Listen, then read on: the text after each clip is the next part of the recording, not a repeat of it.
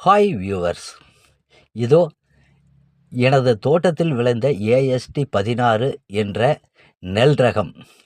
இந்த விதை நெல்லிலேயே எங்களை ஏமாற்றும் இப்பேற்பட்ட விதை நிறுவனங்களை கண்காணிக்க ஒரு அரசு துறை, விவசாயத்துறை அதிகாரிகள் யாருமே இல்லையா? இதோ தெளிவாக பாருங்கள்.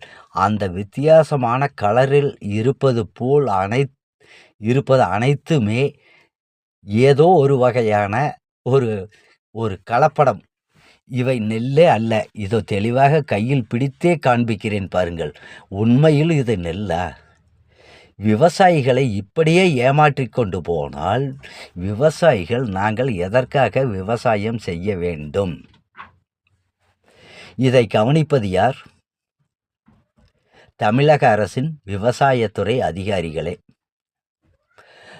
சரி, இந்த விவசாயத்துறை அதிகாரிகளுக்கு நேஷனல் கமிஷன் ஆன் ஃபார்மர்ஸ் அந்த பரிந்துரையில் உள்ள 5 கட்ட பரிந்துரைகள் பற்றி ஏதாவது ஒன்றாவது விவசாயத்துறை அதிகாரிகளுக்கு தெரியுமா?